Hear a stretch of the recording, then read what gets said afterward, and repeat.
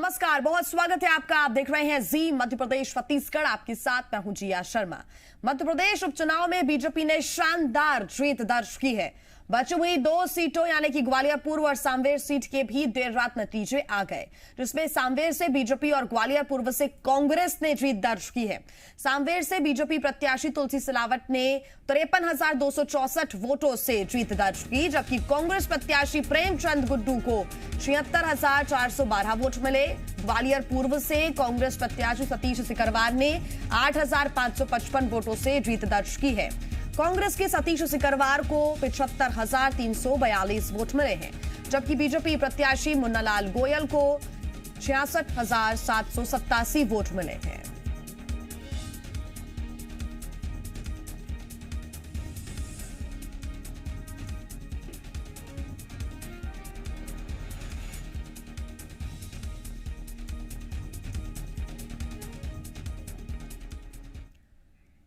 तो मध्य प्रदेश में उपचुनाव के नतीजे सामने आ चुके हैं। जनता ने एक बार फिर शिवराज सिंह पर भरोसा जताया है।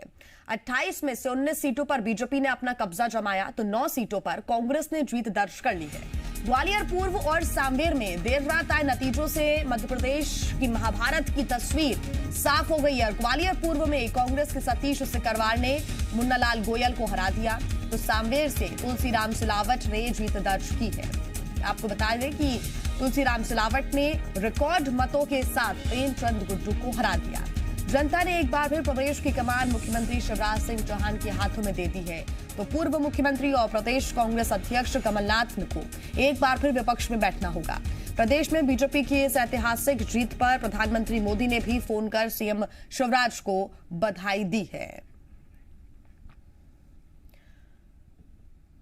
तो मध्य प्रदेश में एक बार फिर शिवराज का राज होगा। मध्य प्रदेश के 28 में से 19 सीटों पर बीजेपी ने जीत दर्ज की है। 9 सीटों पर कांग्रेस का हाथ रहा। आपको बता दें कि देर रात सांवेर और ग्वालियर पूर्व के भी नतीजे आ गए। ग्वालियर पूर्व से कांग्रेस ने जीत दर्ज की है, सांवेर से बीजेपी ने जीत दर्ज की है। 3 मंत्रियों को बड़ा झटका लगा है। इमरती देवी हार गई है। डबरा से वो प्रत्याशी थी, उन्हें हार का सामना करना पड़ा है। महिला एवं बाल विकास मंत्री वो रही। महेंद्र सिंह सिसोदिया जीत गए हैं। बमोरी से बीजेपी ने उनके ऊपर भरोसा जताया था। वहीं मंत्री प्रभुराम चौधरी, जो कि स्वास्थ्य मंत्री का पद संभाल रहे थे, जीत गए हैं। तुलसीराम सिलावट जीत गए हैं। प्रद्युम्न सिंह तोमर भी जीत गए हैं। तो ये आपको बता दें 12 मंत्रियों के ऊपर बड़ी जिम्मेदारी थी और साख का सवाल ये लगातार चुनाव बना हुआ था, लेकिन 3 मंत्रियों को फिलहाल हार का सामना करना पड़ा है। तो अब विधानसभा की क्या तस्वीर है, क्या बदलाव आपको देखने को मिलेंगे, वो भी हम आपको बता देते हैं। बीजेपी के पास है टोटल 126 सीटें, कांग्रेस के पास है 96 सीटें, बीएसपी के पास 2, एसपी के पास 1 और निर्दलियों के पास 4 सीटें हैं। आपको बता दें कि ये आंकड़ा पहले की अगर हम बात करें तो बीजेपी को सिर्फ 7 सीटों की जरूरत थी, अब वो पूरा हो चुका है। 19 सीटों पर बीजेपी ने अपना कब्जा जमा लिया है। कांग्रेस को पूरी 28 की 28 सीटें जीतनी थी, लेकिन कांग्रेस 9 सीटों पर ही अपना दबदबा कायम कर पाई है। ऐसे में 96 सीटें अब कांग्रेस के पास हैं, बीजेपी के पास पूरी 126 है, यानी कि बहुमत के आंकड़े को पार कर दिया है बीजेपी ने बड़ी ही आसानी के साथ।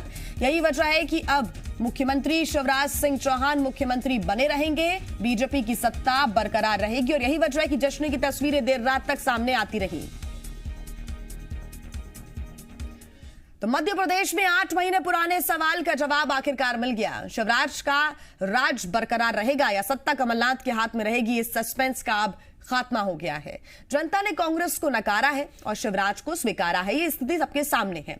2023 तक के लिए जनता ने शिवराज को सरकार चलाने के लिए क्लियर मैंडेट दे दिया है। कांग्रेस का टिकाऊ बिकाऊ वाला कैंपेन भी फेल हो गया। सिंधिया का सियासी दांव भी काम कर गया। बीजेपी को पूर्ण बहुमत मिल गया और कांग्रेस को मिली हताशा और निराशा।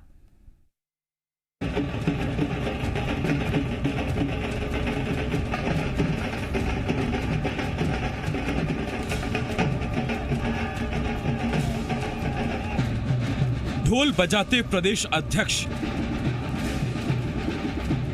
मिठाई खिलाते मुख्यमंत्री और नाचते गाते खुशी मनाते बीजेपी के कार्यकर्ता। 8 महीने से जिस सवाल के जवाब का इंतजार था वो जवाब मिल गया है और जवाब ये है कि एमपी की जनता ने 2023 तक सरकार चलाने के लिए शिवराज सरकार को क्लियर बहुमत दे दिया है। 125 से ज्यादा विधायकों के साथ बीजेपी अब एमपी में सबसे बड़ा सियासी दल है, जबकि 8 महीने पहले तक सरकार में रही कांग्रेस अब विपक्ष की भूमिका निभाएगी। जीत के साथ ही बीजेपी की बाछें खिल गई। वोटर ने बीजेपी के साथ साथ शिवराज पर भी पूरा भरोसा जताया। नतीजों के बाद शिवराज ने जहां जनता का धन्यवाद किया तो साथ ही वो कांग्रेस पर निशाना साधना भी नहीं भूले। मध्य प्रदेश मेरा मंदिर है, उसमें रहने वाली जनता ही मेरे लिए भगवान है और जनता का पुजारी शिवराज सिंह चौहान है। जनता की सेवा के लिए एनर्जी मिलती है, अपने आप ऊर्जा पैदा होती है और इसलिए हमने केवल चुनाव में मेहनत नहीं की, सरकार चलाने में भी जितनी मेहनत की हमने, सारी जन कल्याण की योजनाएं फिर से चालू कर दी, विकास के काम फिर से चालू कर दिए। तो जो मेहनत सरकार चलाने में की वही मेहनत चुनाव में की और जनता का भरपूर आशीर्वाद मिला। तो कभी तो सही बोल दिया करो दिग्विजय जी, अब तो चुनाव परिणाम आ गए, पहले से ही भूमिका बनाना शुरू कर दी कि ये तो ईवीएम हैक हो जाएगी। पिछली बार आप 114 सीट जीत गए, तब ईवीएम नहीं थी।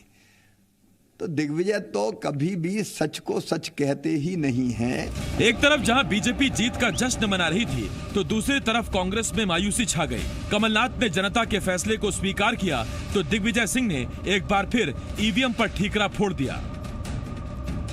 प्रजातंत्र में जो भी मतदाताओं का निर्णय होता है वो स्वीकार करते हैं और जैसे नतीजे आएंगे मैं बड़े सम्मान के साथ इन 28 सीटों के मतदाताओं को धन्यवाद देता हूं और हम स्वीकार करेंगे। आज क्या कारण है कोई भी विकसित देश ईवीएम मशीन क्यों नहीं यूज करता? जिसमें चिप लगी है वो टेम्पर प्रूफ नहीं है।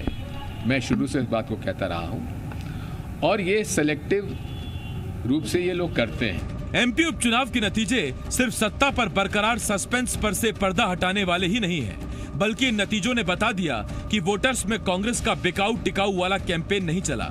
ये नतीजे बताते हैं कि जनता ने शिवराज पर फिर भरोसा जताकर कांग्रेस को नकार दिया और ये नतीजे बताते हैं कि ज्योतिरादित्य सिंधिया को खोकर कांग्रेस को दोहरी मार पड़ी। पहला, एक बड़ा नेता पार्टी से चला गया और दूसरा, उनके साथ सरकार भी हाथ से चली गई। संदीप भमरकर, जी मीडिया, भोपाल। और आइए अब आपको बताते हैं किसके बीच मुकाबला था, किसने किसको शिकस्त दी है और कौन चुनावों में जीता है। सबसे पहले बात करेंगे सांवेर विधानसभा सीट की। यहां से बीजेपी प्रत्याशी तुलसी सिलावट जिन्हें पार्टी ने एक बड़ी जिम्मेदारी भी दी थी, मंत्री पद दिया था, वो जीत गए हैं। इनके खिलाफ प्रेमचंद गुड्डू मैदान में थे जिनकी हार हुई है।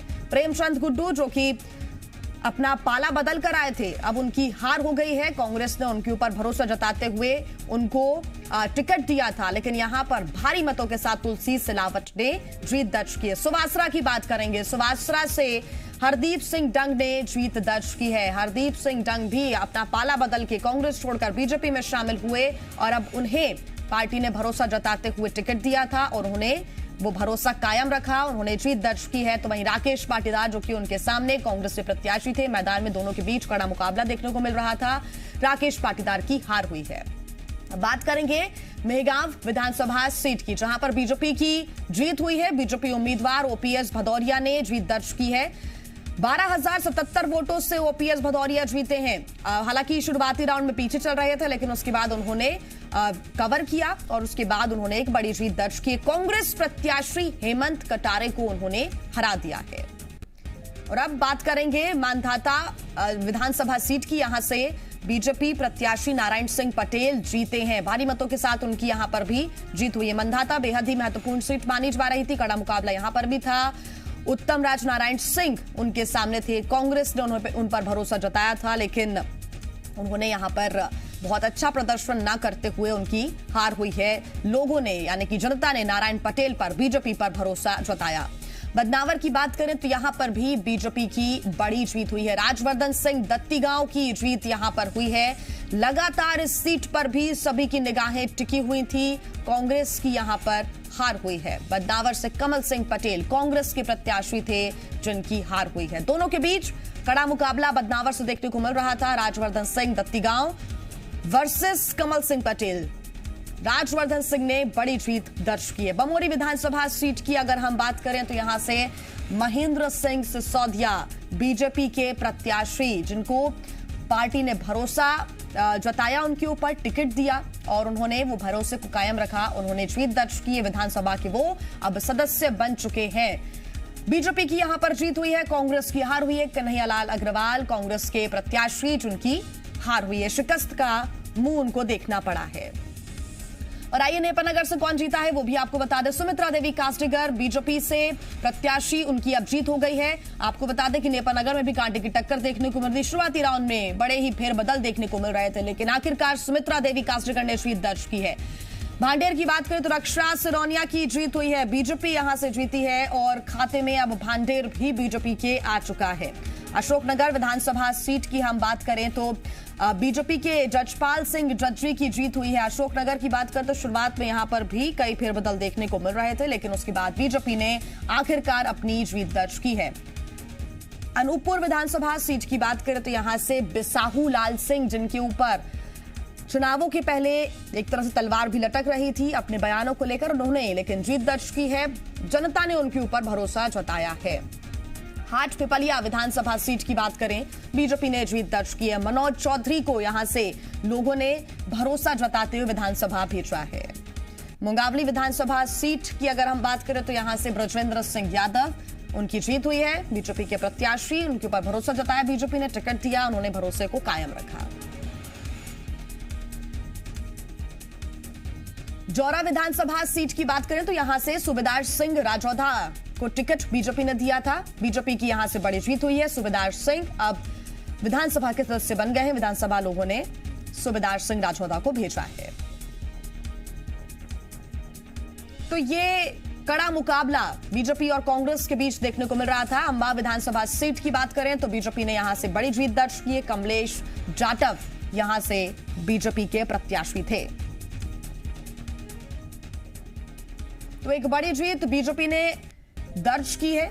19 सीटों पर बीजेपी ने अपना जो दबदबा है अब वो बना लिया है, तो वही 9 कांग्रेस के हाथ में आए। गोविंद सिंह राजपूत एक बड़ा नाम, कांग्रेस का दामन छोड़कर बीजेपी में शामिल हुए। सिंधिया समर्थक वो जीत चुके हैं। सुर्खी से उनके सामने पारुल साहू थी, लेकिन उनकी अब हार हो गई है। पोरी विधानसभा सीट की बात करें तो यहां से सुरेश धाकड़ की जीत हुई है। बीजेपी के वो प्रत्याशी थे, बीजेपी ने भरोसा जताया। सुरेश धाकड़ की जीत हुई है। यहां से लोगों ने, जनता ने उनके ऊपर भरोसा भी जताया। प्रद्युम्न सिंह लोधी काफी चर्चाओं में भी रहे। चुनावों के पहले बड़ा मेलरहा सीट से उन्होंने बड़ी जीत दर्ज की है। वहीं प्रभुराम चौधरी की बात करें, कांग्रेस से बीजेपी में शामिल हुए और अब सांची से उन्होंने बड़ी जीत दर्ज की है। ग्वालियर की बात करें तो प्रद्युम्न सिंह तोमर बीजेपी के प्रत्याशी थे, संध्या समर्थक माने जाते हैं। एक बड़ी जीत उन्होंने दर्ज की। ग्वालियर पूर्व से कांग्रेस ने जीत दर्ज की है। देर रात को ये नतीजे आए। सतीश सिकरवार को यहां से बड़ी जीत मिली।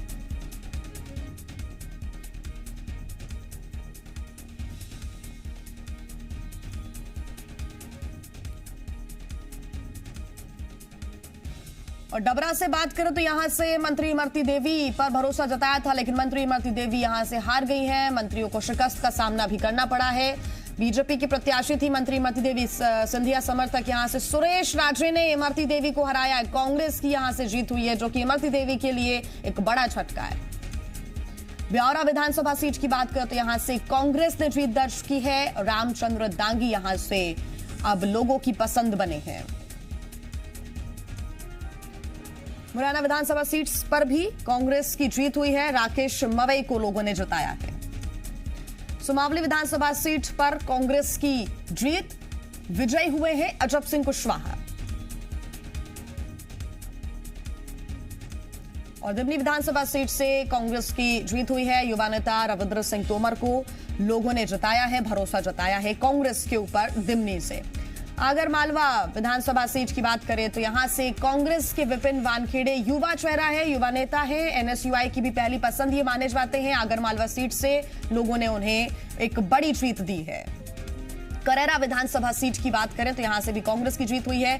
प्रागीलाल जाटव जो कि एक कड़ा मुकाबला देते हुए शुरुआत में ही नजर आ गए थे और उन्होंने लास्ट तक भी अपनी जो दबदबा है वो बरकरार रखा। प्राज्ञलाल जाटव की एक बड़ी जीत हुई। गोहद विधानसभा सीट की बात करें तो यहां पर लगातार संशय बना हुआ था, लेकिन मेवाराम जाटव ने जीत दर्ज की है। कांग्रेस ने यहां से आने की जीत दर्ज की है।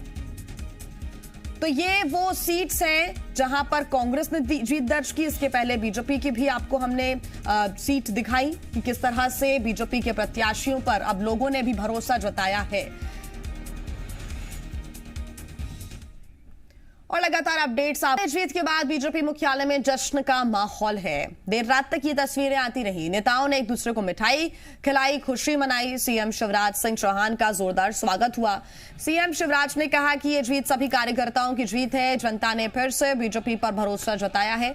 सीएम शिवराज ने जनता का आभार जताते हुए कहा कि यह हमारे संस्कार, शालीनता, विनम्रता और विकास की जीत है। उन्होंने कहा कि अहंकार करने वालों की हार हुई।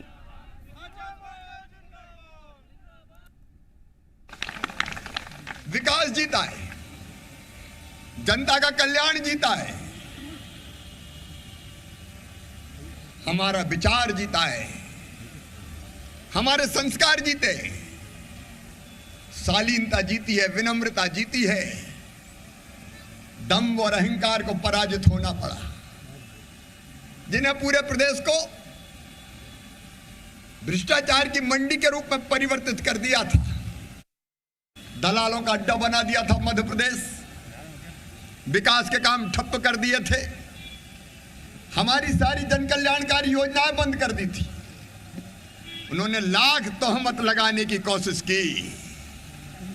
गद्दार हैं, बिकाऊ टिकाऊ। लेकिन आज यह भी सिद्ध हो गया है कि इस सरकार को गिराने के लिए सिंधिया जी के नेतृत्व में हमारे जिन विधायक साथियों ने फैसला किया था, जनता ने उस फैसले का समर्थन किया है कि उस सरकार को गिराना जरूरी था प्रदेश के हित में।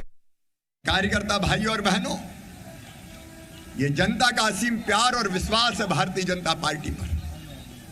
मध्य प्रदेश की जनता भारतीय जनता पार्टी के विचार के साथ है और प्रदेश में हमने जो काम किए,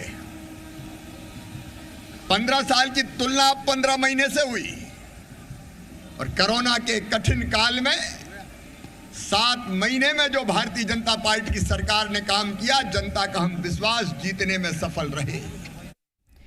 उपचुनाव में जीत के लिए बीजेपी प्रदेश अध्यक्ष वी डी शर्मा ने भी कार्यकर्ताओं और जनता का आभार व्यक्त किया।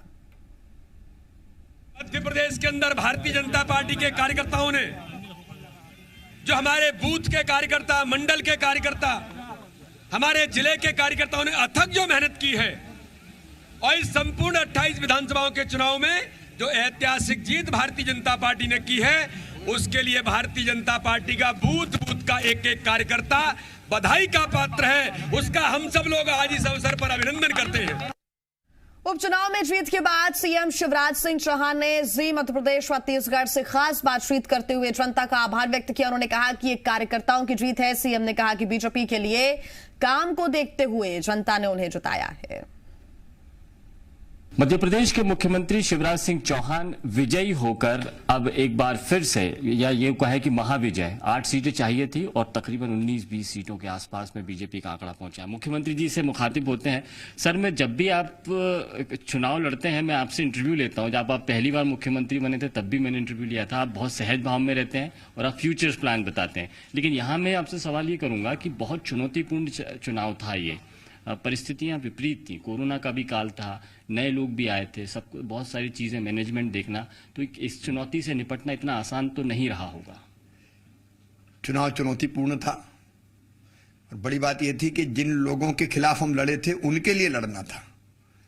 लेकिन हमारे वो साथी भी जिनके कारण सरकार बनी थी और कांग्रेस की भ्रष्ट सरकार गिरी थी, यहाँ आके एक रस एकात्म हो गए और जनता का भरपूर प्यार और आशीर्वाद। ऐसा कभी सोचा था कि सांची हम 63,800 वोट से भी ज्यादा वोटों से जीत जाएंगे, 53,000 से बमोरी जीत जाएंगे।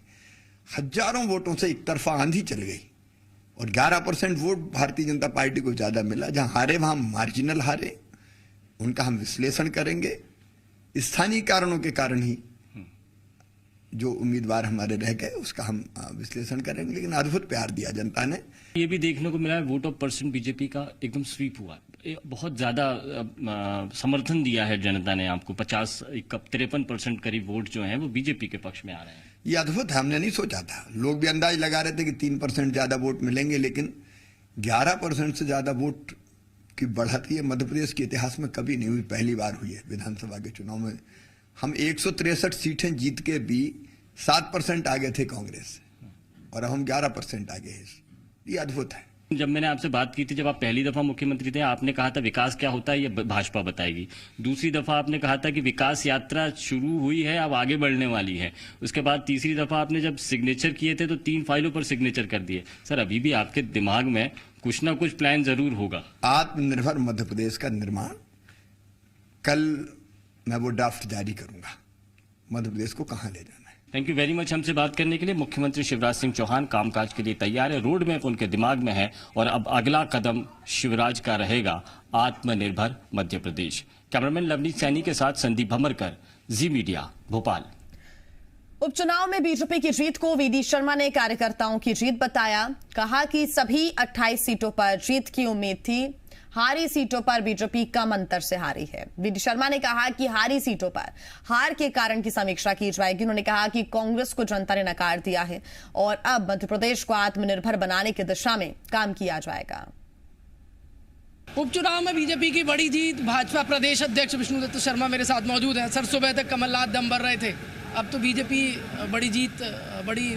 कमलनाथ जी ने हार तो पहले ही स्वीकार कर रही थी, केवल दम भी भर रहे थे, क्योंकि उनको दम भी तो ले डूबा, क्योंकि उनके व्यवहार में जो गुरूर और घमंड था मध्य प्रदेश की जनता ने उसी को जवाब दिया है।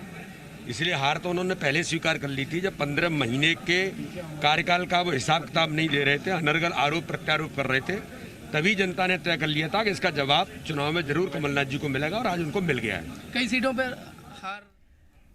वहीं मध्य प्रदेश में बीजेपी की जीत पर पीएम मोदी ने ट्वीट किया है। आज राज्य में स्थिर और मजबूत सरकार सुनिश्चित हुई, ये पीएम मोदी ने लिखा है अपने ऑफिशियल ट्विटर हैंडल पर। लिखा है, बीजेपी पर विश्वास और आशीर्वाद के लिए जनता का आभार। शिवराज सिंह के नेतृत्व में विकास यात्रा तेजी से आगे बढ़ेगी।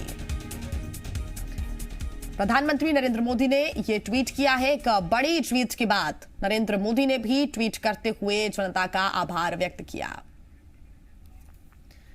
एमपी उपचुनाव में मिली शानदार जीत पर पीएम मोदी की बधाई पर सीएम शिवराज ने भी आभार जताया है। सीएम ने ट्वीट कर लिखा है कि माननीय प्रधानमंत्री जी, आपके उत्साहवर्धक शब्दों और अमूल्य शुभकामनाओं के लिए हृदय की गहराइयों से बहुत बहुत धन्यवाद।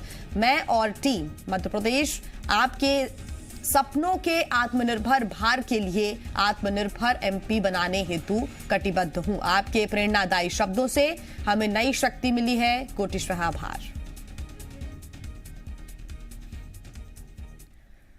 उपचुनाव में कमलनाथ ने कांग्रेस की हार स्वीकार कर ली। कमलनाथ ने ट्वीट कर कहा है कि जनादेश को शिरोधार्य करते हैं। उन्होंने कहा कि हमने जनता तक अपनी बात पहुंचाने का पूरा प्रयास किया।